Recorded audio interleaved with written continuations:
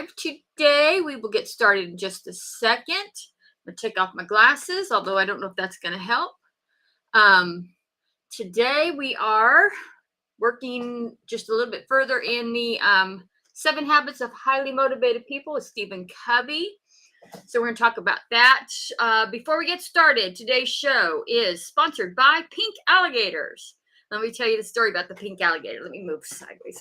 I'm a little sideways here. Actually, oh, there we go. We got sound. Anyways, the pink alligator. I have had so many dreams about alligators in the last probably about year and a half since I started this journey with Now Sober. And so after the first couple of them, alligators, not pink alligators, but after the first couple of dreams I had about the alligators, I decided to analyze the dream. I do that all the time. So I looked it up. What does alligator stand for? And it represents one of two things. The first one is fear. The second one is aggression. So in my dreams, the alligator, I'm like afraid of the alligator, and it keeps talking to me. And essentially what I'm getting out of the dream is that, go ahead and go for your fears, because even though they're scary, they'll be okay. And so anyways, I kind of went with that for a while. And this last one, I had a dream about a pink alligator. Like, what the heck is a pink alligator? Well, I Googled it. Sure enough, there is a such thing as pink alligators. And it looked exactly like my dream. I'm guessing maybe somewhere along the line as I was researching it, I might have seen one. And so it was in my subconscious someplace. We live, by the way, in alligator country. I mean, there's none near our house, but I can go a mile and a half towards the water and see an alligator at any time. In fact, when I'm done with this live, Vince and I are going to go for a walk, and we probably will see an alligator well, as soon as I'm done talking to you guys. So anyways, pink alligator, what it means. And I have for the person who just joined, I can't see who you are. If you are want to say hi, I would love to know who you are, but otherwise I can't tell who you are. But anyways, the pink alligator. So it stands for fear or aggression. And I've always attributed it to fear because I'm not a real aggressive person, except I've been aggressive, but we'll talk about that in a second.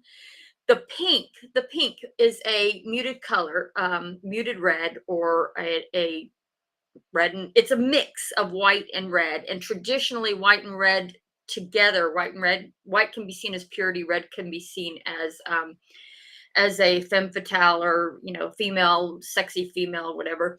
And between the two, when they mute, they become this pink color. So what is what do I think my interpretation of the pink alligator means?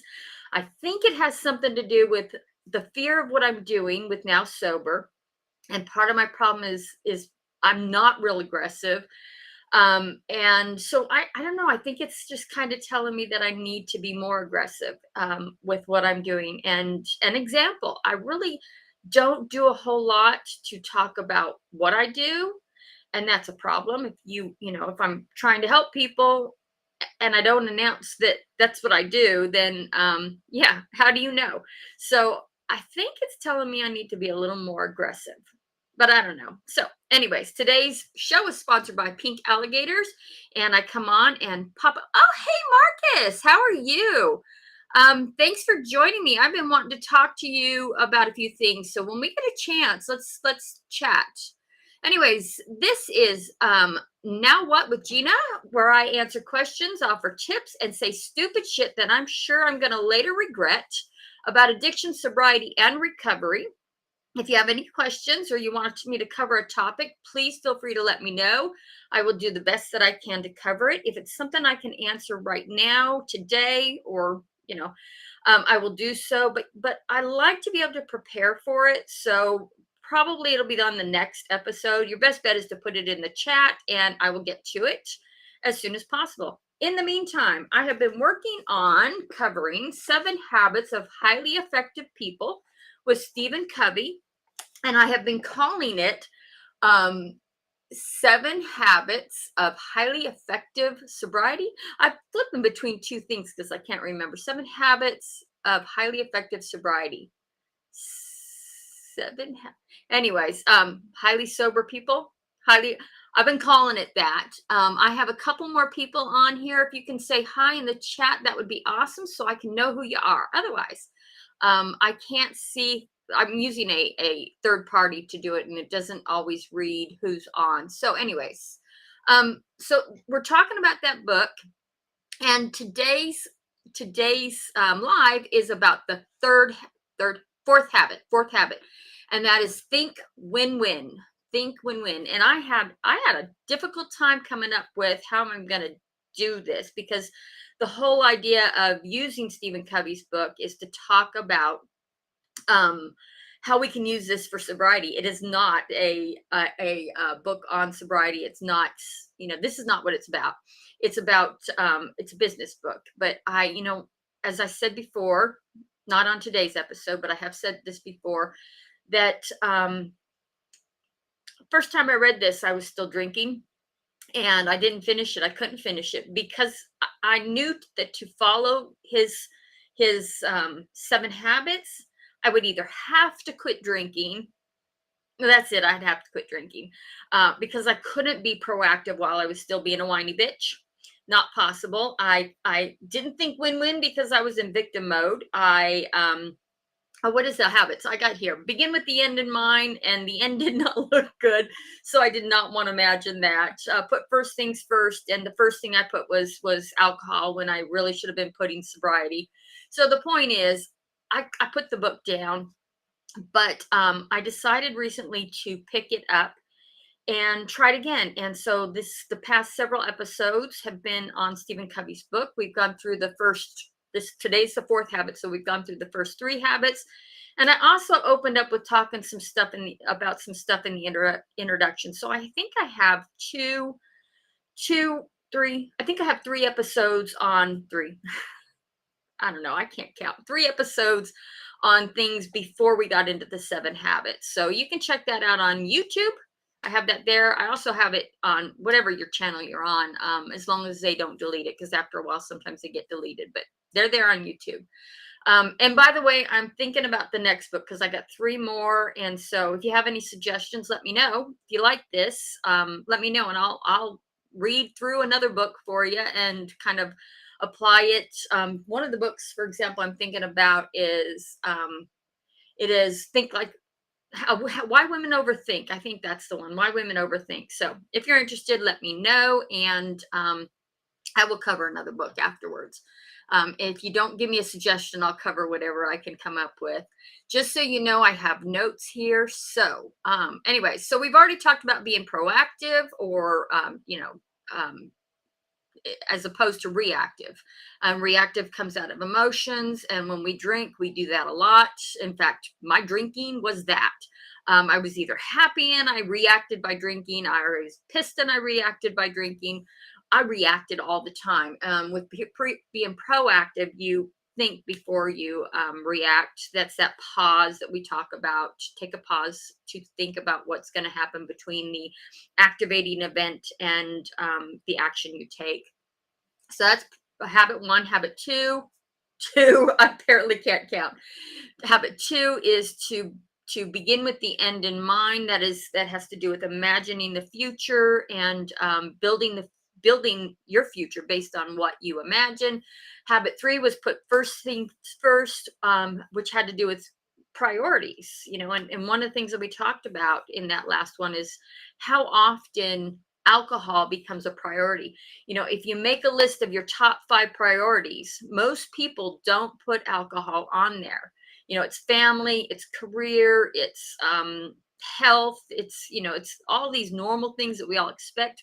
But a lot of times as drinkers, we put alcohol in our reactive state. We put alcohol before all of that other stuff. I certainly know I did. My children are the most important things to me, people to me. And when I was drinking, they did not come first. And I would never admit it. I didn't want to admit it. I didn't want to believe it. But the reality is I chose to drink from time to time over spending time with them. So, anyways, that's habit 3 was put first things first. Habit 4 is I'm moving. Actually, before I go there, the first 3 habits were about dependence, and they were actually about looking inside yourself and things that you can change and work on inside yourself to move into the interdependent state. And you go from dependence to independence to interdependence. The second 3 the second 3 habits are and those are, by the way, think win win, seek first to understand and then to be understood. It's about listening and synergize. And I'm actually curious about synergize. And those are all 3 about interdependence. That's relationships and working with other people. As I said, I had trouble figuring out how I was going to work this in.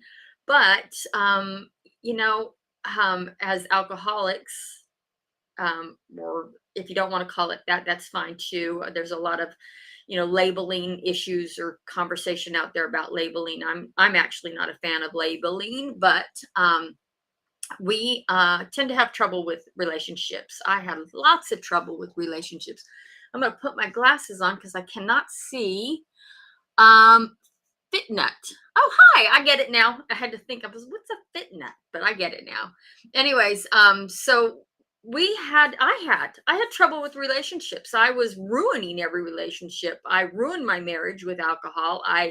My daughter, I remember I was arrested for public intox, and my daughter, she could have come and helped. This is like totally not enabling. She did a good job. I'm actually very proud of her, but she could have come and helped. And she said, I will get there when I get there. And 6 days later, she bailed me out of jail. I think it was 5 days later. But anyways, it was Sunday night. And at this point, I'm thinking, she's not going to get me out. She's not going to get me out. And finally, she did come. And it was like 7 o'clock at night. So I was pretty certain I wasn't getting out. And she did bail me out. And I'm so proud of her for standing her ground. This is what she needed to do. But all that happened because our relationship was ruined. I ruined it. So think win-win, seek this one. These 3 are about relationships and repairing relationships. And think win-win, I'm actually going to talk about relationships. And let's see what you can make out of it. Because hopefully I will help you figure out how to repair your relationships after alcohol.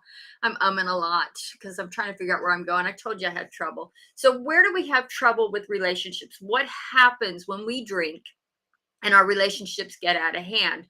Well, first of all, when I drank, I put myself into isolation. Someone else has joined. If you could say hi, I would appreciate it.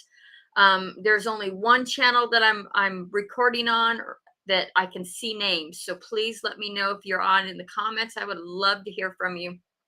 Anyway, so our relationships, we tend to isolate. I did not want anyone knowing how much I drank. My friends didn't want anything to do with me because I drank more than them. And so I ended up being a problem. And so I ended up isolating. We also, with our relationships, we distrust or we don't trust. A part of it was because I was, I got screwed. I got screwed over, not, sexually screwed, but screwed over a lot by a lot of people. And I didn't trust them, but also they didn't trust me.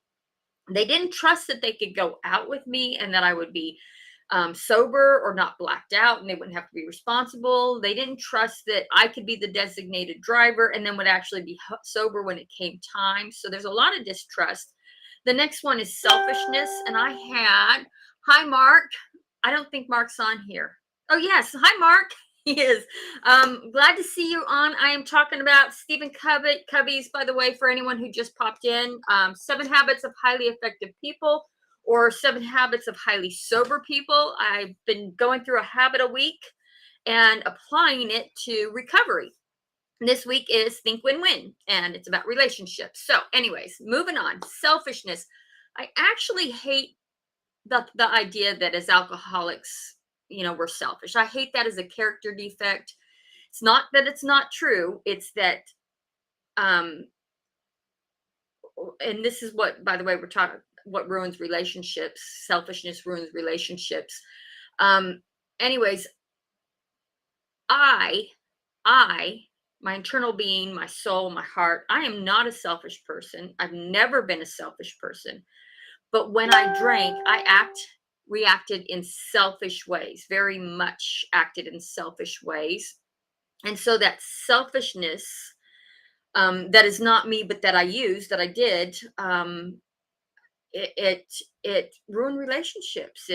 Everything became about me, whether I was crying because, oh, I'm a victim and everything's gone wrong. That was me being selfish. Or whether I wanted, having a good time and wanted to go out and party and just forget everyone else and no one else matters. That was me being selfish. So selfishness damages relationships. We have trouble with that. And next one on the list was resentment and revenge. I had so much resentment and I told so many people off in my drinking state. Not a big revenge person, but a lot of people do when they get that resentment. And I've been there. I mean, you know, um, I've been on the other end. I have thought. I've done that monkey mind and spinning around in my head how I want to be be revenge, perform revenge. I don't know, act out of revenge.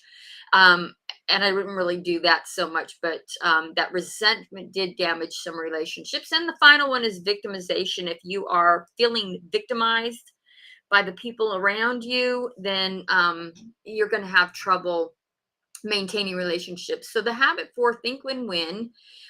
Stephen Covey says, I love this quote, not the whole quote, but I have to put it in context. So he says that emotional bank account is a metaphor that describes the amount of trust that has been built up in a relationship. It's the feeling of safeness you have with another human being. And I had no feeling of safeness with other human beings. I I didn't trust anyone. I still have trouble trusting people. I still have trouble letting go and being vulnerable and expressing myself. And when we drink, I mean, that just gets so much worse. So what he talks about, think win-win. He puts I want to look for the word again. Paradigms of human interaction. He says there's 6 paradigms of human interaction. I'm not going to talk about all 6. I only want to talk about 4, which is win-win, win-lose, lose-win, lose-lose. So we're going to talk about that. When you interact with someone and you're in a discussion, trying to compromise, trying to, there's one of those 4 paradigms. There's also, like I said, 2 others, but these are the main 4, and we're going to talk about that. So, and the scenario I want to use to help understand and explain this is a bartender. As a bartender that I was years ago, there was 3 of us in the bar, and that was it. And as employees, and one of us quit, and so it was up to the last 2 of us to rework the schedule. And not that we had to rework the schedule, but rework the schedule and decide what shifts we're going to get taken. I had the good shifts. I had the Friday Saturday night because I was a good bartender that way, but I had the good shifts and I knew she wanted them, and I kind of wanted a weekend day off. And so I approached her and said, and I'm thinking win-win. I approached her and said, how about you and I get together and we work on a schedule that works for both of us, that gives you a night to work, where you get paid, because you only get paid good money on the weekends. We give you a night to get paid, and gives me a weekend night off. And she, her response was, well, I'm not a manager. I'm not going to do that. All right. So win, lose, win, lose. Win for me would have been, I got the shifts. I won. She lost. She's continuing to work the non-good, the non-paying shifts. It is a power position. If you win, you're in power. It is a control position. You conquer, but part of the relationship, the other person in the relationship feels like they're losing. Who's going to want to be your friend? Who's going to want to work with you if they're always losing? And I know that in my resentment idea, when I was drinking, I was in a win-lose. I want to win. I want you to lose so that I can win. I was in a win-lose state. Lose-win. I lose, you win. So in the bartender scenario, she gets the good shifts, I get the crap shifts. Okay. In which case, I feel like the victim. I feel like I've been beaten. I whine, I cry, and I go get drunk because that's what I did.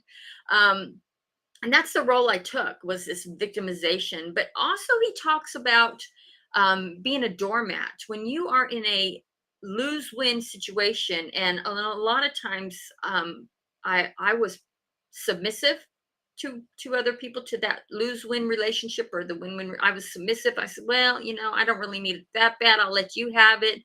And so I ended up feeling like a victim a lot. And then when things really did happen, things like my money was stolen out of the bank account, then oh my God, I was really the victim. When I was arrested, oh my God, I'm really the victim. Couldn't he arrest someone that was actually driving a car? Because I wasn't. I was sitting around the corner from my house. Poor me, I'm the victim. So lose win in a relationship with friend, the situation with the bartender, and it got worse than that. So I'll tell you more about that. But there was a lot of resentment there. I actually did lose, and I'll tell you how. It wasn't quite the way I explained it. Lose, lose, lose, lose. The manager could have simply fired us both or hired someone new and gave the good shifts to them and let us both have the crappy shifts.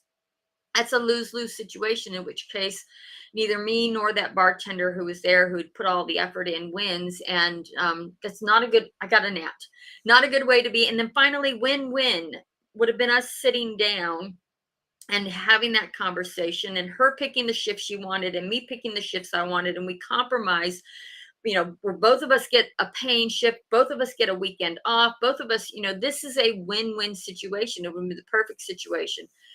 Just to let you know, the situation as it worked out, and yes, I did play the victim in this. When it was all said and done, I had a lot of resentment, and I did not talk to her for months, probably a good year and a half, at all. And she was never my friend. There was a lot of trust lost, and Nat, I'm going to eat it. What happened was, after suggesting that we talk and work on it together, she said no. She made up a schedule and then took it to the owner, and then I lost all the shifts, and then I was fired.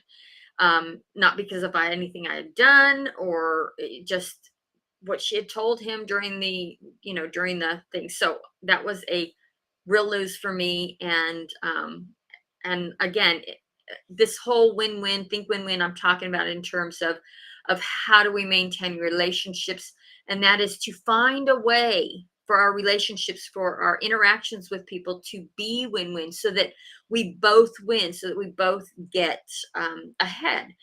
And okay, so we have this win-win. A little more personal now. I have this win-win with my mom. The win-win, the two sides. My mom wanted me to quit drinking. I wanted to be happy. How do we turn that into a win-win? Well, drinking wasn't making me happy, and then I didn't want to quit. I really didn't want to quit. Eventually, I came to a point where I realized drinking wasn't making me happy. All I really wanted was to be happy. So when I was able to realize drinking wasn't making me happy, I, I was able to quit. I got what I wanted, so I started to find happiness. I started to enjoy my life. I started to, become the whole actualized person that I'm capable of being. But also, my mom stopped having to worry about me. She stopped having to worry about my health, wondering if I'm out too late, am I coming home at all? Am I going to be in jail? Am I going to be safe? Am I, getting raped? My mom stopped. That was a win-win situation for both of us. There's mutual gain. There's a little bit of give and take. And by the way, if you're still drinking and you don't want to quit, it may not feel like it, but today, 3.5 years sober, it was definitely a win. I got what I really wanted, which was not alcohol. I didn't want that. I really, really wanted to be happy. And I just kind of lived in a place where I thought that was doing it for the longest time. So, and the relationship, by the way, with my mom and me is better than before I drank. It is better than it has ever been in my entire life. And I'm not kidding. My entire life, our relationship is so amazing now. I can tell her just about anything. Things that she would look at me before, and I would see, oh God, she's disapproving. I would see that. I don't see that anymore, even though I know, that there's that disapproval there. I don't get that look anymore. And so this has been a real win-win, mostly because we have a relationship again. And it's because of all this win-lose, the compromise and everything that goes on. I can trust her now. I'm no longer isolated. I am no longer acting in selfish ways. I don't have resentment or revenge. And by the way, that's not totally true. There are a lot of situations that I'm still, I still feel that, but I don't act on it. I don't try to make that the center focus of my life. I have tried so hard to do some forgiveness around that. It's not working. So I have just chosen to set it aside and let things happen as they are. It is no longer controlling my life. And I don't act like the victim anymore. And I could easily do it. Not everything goes my way, but I kind of look at it, and it's that serenity prayer. God grant me the serenity to accept the things I cannot change, the courage to change the things I can, and the wisdom to know the difference. It's that. No longer do I say poor me. Now I say, all right, what can I change? What is in my locus of control that I can work with? What do I just have to let go, and accept? And here, I know the difference. I don't know that last one. I've never been able to reconcile that last one. When we don't do these things, when we don't have these relationships of trust and love and honor and respect, we often are led to drink. Isolation leads a lot of people to drink. Shame leads a lot of people to drink. Failure leads a lot of people to drink. And these poor relationships that we have makes us feel all these things. Looking where I'm at because I'm skipping around. Oh, actually, yeah. So, and you won't find contentment if you're always on the losing end of a relationship or, of just about anything. Um, so what can you do? Actually, what do you get? I'm looking at my notes. I'm skipping around here. What do you do to get in the win-win space?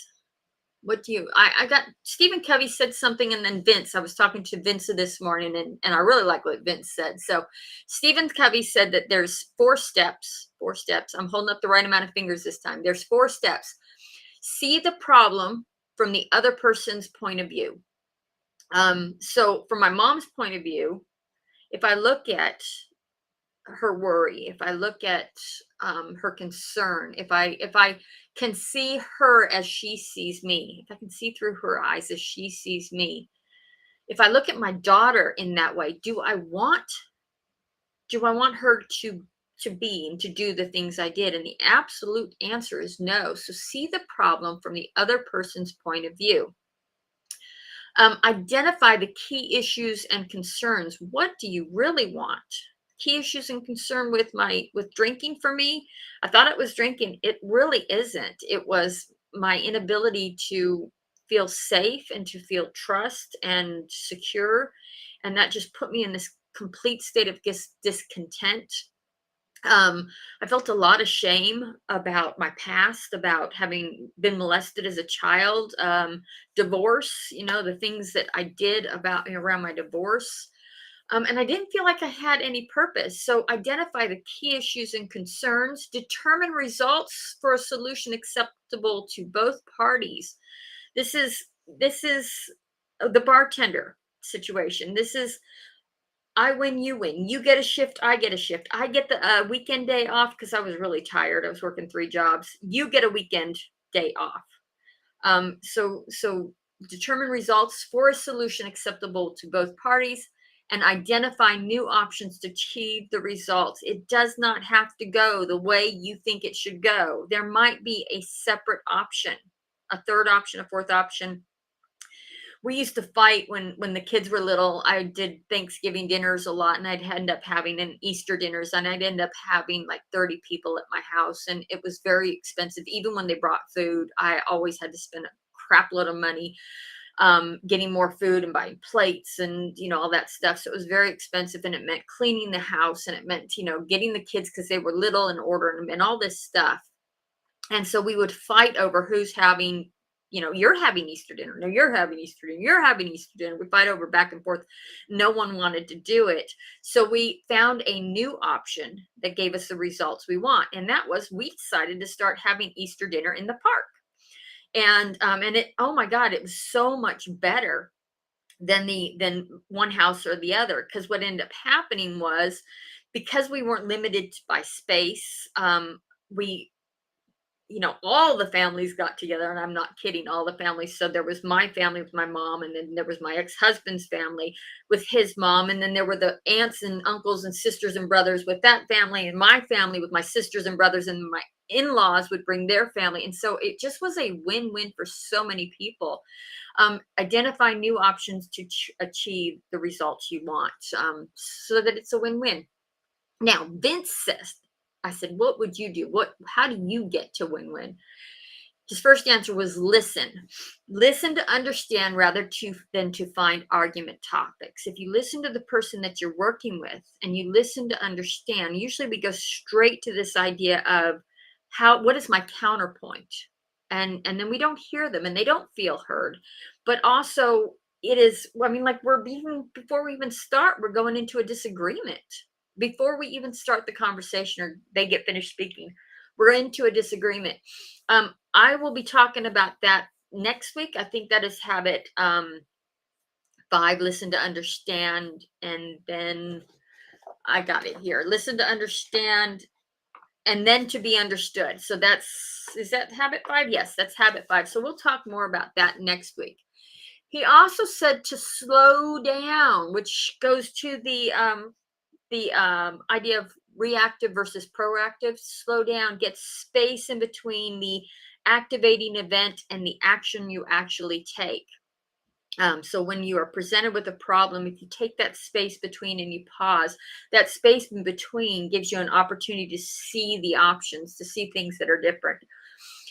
So anyways, what do I know that has solved this problem that I can discuss with someone who has a better perspective? That's Vince's way of slowing down, is how can I take this to someone else so that maybe I can get a different perspective on it.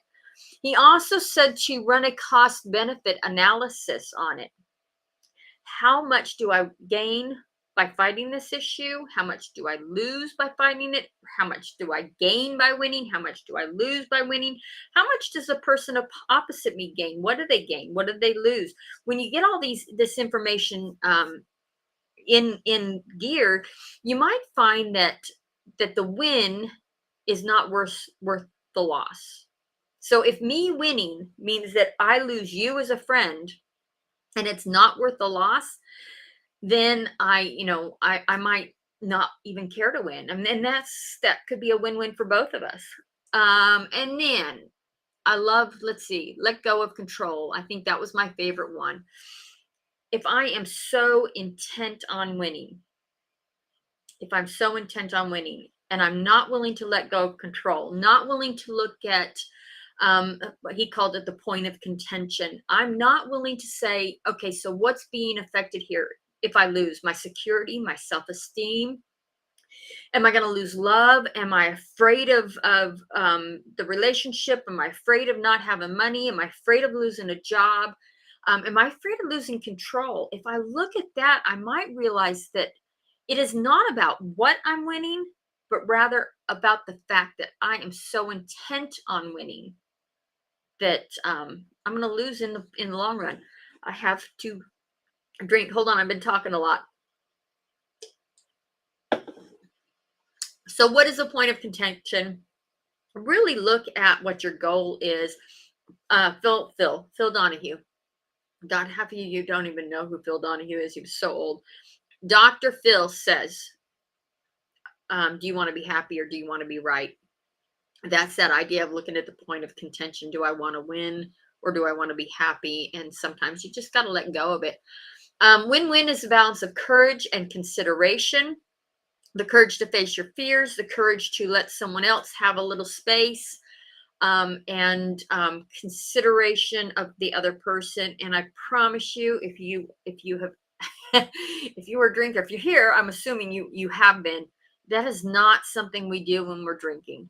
That is not something we do when we're drinking. If we're not doing this stuff, we're not putting our relationships in a good place, and taking some serious chances.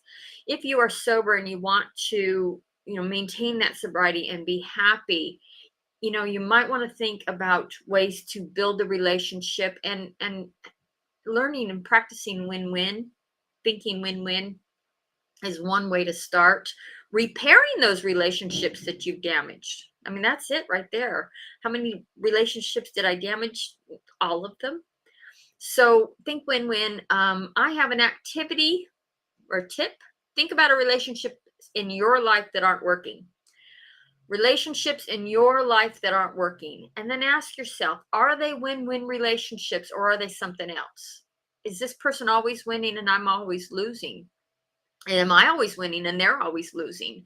Are we both constantly losing? If we're in a relationship and we're not happy either way on either side, maybe we're both losing. And ask yourself, how can you move the relationship in the right direction? Is there something I need to be able to give up? Is there a way we can compromise so that this is a win-win as opposed to a win-lose? And I think that is about it for today. As I said, I'm going to scoot over here for a second. I'm going to let you know what I'm thinking about. Hold on. You don't see me. I have 6 books here. Just some thoughts on, after I'm finished with the Stephen Covey book, I want to go to another topic, and I'm catching this a little bit early because I got to start reading a little bit early. And so I'm looking at Adult Children and Secrets of Dysfunctional Families. Destiny, T.D. Jakes. I'm not going to read all of these. Go through all these. I'll go through 3. Destiny, T.D. Jakes. I absolutely love T.D. Jakes. He did Soar, which I already have, and he did Instinct, which I already have. And Instinct, actually, 4 months sober, I read Instinct, and I was so in love with it. It gave me so much inspiration to keep going, to do what I felt was right, to make these decisions, and to take a deep breath and slow down just to make decisions. And the other one, I think, Quit Like a Woman. This is more directly related to drinking and overcoming. You guys can't see it. I can put it here. Drinking and overcoming my addictions. Quit Like a Woman. And if you're a man, maybe you can follow along and get something out of it. But those are three of the 6 that I'm thinking of. If you have a suggestion, please let me know. I'm going to be taking some polls. If you have one of those 3 that you have a preference for, let me know, because I'll move in the direction you guys want to go. I pulled from everything, not from everything I have, but my next top 6 that I want to read. Subscribe, like, or follow. I'm on all the channels. If you are looking for one of the earlier habits of highly effective people, you can find me on YouTube. Just look for Now Sober.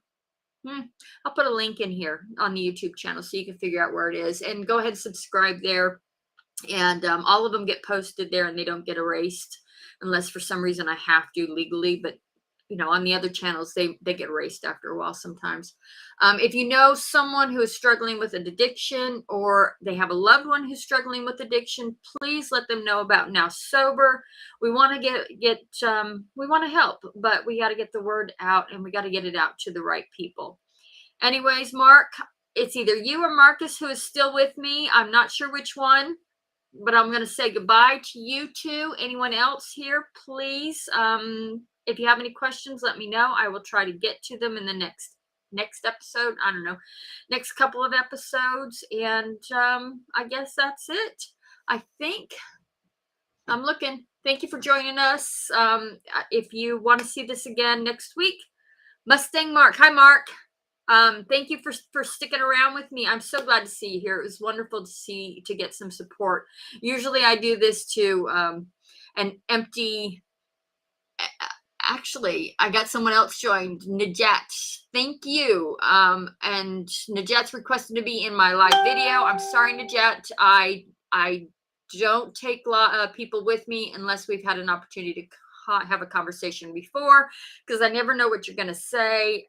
So I just want to kind of vet that a little bit. But yes, if you have something to say about sobriety and recovery, I would love to work with someone, work with you on a video. Mark, hey, there you go. There's an invitation for you. If you want to get on with me and talk, I'd love to do it. Anyways, so I'm on every Tuesday at 2 o'clock.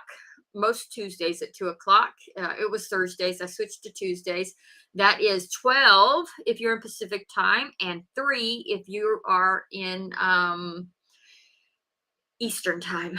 I don't know. Anyways, I am going to say goodbye, and Vince and I are going to go take a walk with the alligators. Not with the alligators. Maybe I'll see a pink alligator. I don't think so. I don't think so. Only in my dreams. All right. Thanks. Have a wonderful day. We will see you all later. Bye. Okay. Now I'm just going to keep waving until I can get these off. There we go. To Mark. Bye, Mark.